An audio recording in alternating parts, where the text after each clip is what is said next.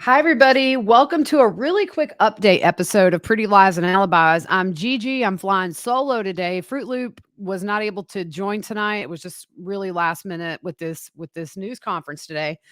So before we get started, I just want to give a big shout out to our sponsor. I pointed the wrong way.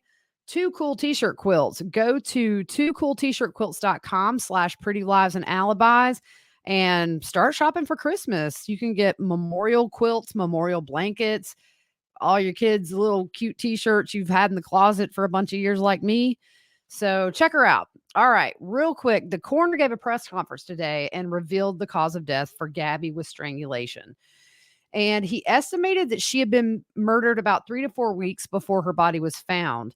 So I went back to the timeline to try to figure out about when. So we know she was last seen alive on August 27th between 1 and 2 p.m. at the Mary Piglet's restaurant. And if you remember, this is when Brian was acting really agitated and kept leaving and coming back in and was being really rude to the staff. And Gabby was being apologetic and was upset.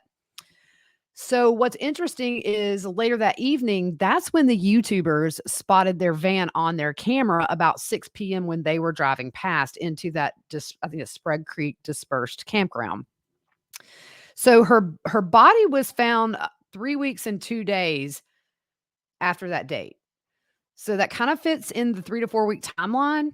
And one thing the coroner did confirm that has been floating around the internet as a big rumor is Gabby was not pregnant.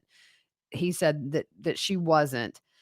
And a lot of people were asking, how do you know that she was strangled if her body was decomposed to that extent 3 to 4 weeks out in the open? And I know in the past I've covered cases where even if the body's decomposed on the x-rays, they can see the hyoid bone. That is a tongue twister. Say it 3 times fast.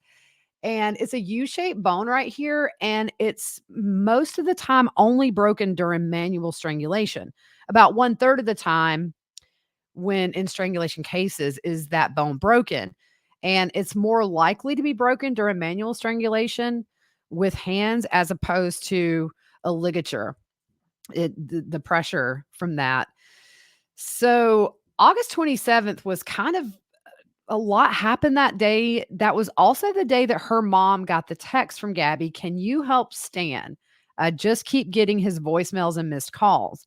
And she really didn't know what that meant, although Gabby's grandfather's name was Stan.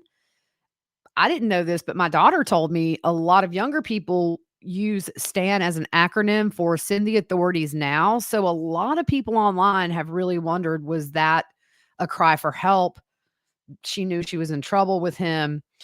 So the 29th, which is 2 days after Gabby was last seen, this is the date where the lady said she picked Brian up while he was hitchhiking. And if you remember, she was going to Jackson, Wyoming, and he kind of freaked out when he found out where she was going. So he wanted out of the car. The next day on August the 30th, her mom got the text, no service in Yosemite, which threw everybody off once we learned about this case because they weren't going to Yosemite.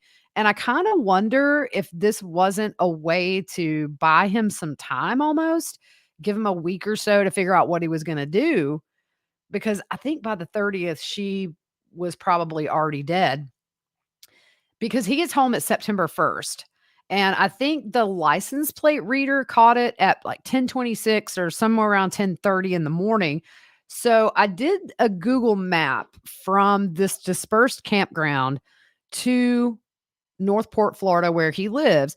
And a straight drive would be about 36 to 37 hours. And that would obviously depend on traffic and how many times he stopped. But he could have driven, what, 18 hours each day and made it. So that would put him leaving on the 30th or the 31st. So I think that kind of matches up with that last text of no service in Yosemite on the 30th, that he was on the road or short to be on the road very soon after that text was sent. So that's kind of all the update that I had. We just didn't want to wait a couple of days to get that out there. And I'm going through these Valo Daybell documents, Fruit Loops going through the documents. There is so much stuff in there, guys. We have enough content for a lot of episodes, and we're going to start those this week at some point. I it's just amazing to get these new glimpses into the craziness that was Lori, Chad, Tylee, JJ, all their lives, and then the impact on families and things like that. It's just devastating, and I definitely try to leave people alone with their religions. It's none of my business, but I'm just gonna say these people had some crazy, crazy beliefs. My brain feels like mush when I'm done reading this stuff, guys. So we will see you very soon. And yeah, follow us on social media. If anything crazy happens with these cases that we're covering, we'll always hop on and do something. But until then, have a good evening. We'll see you soon.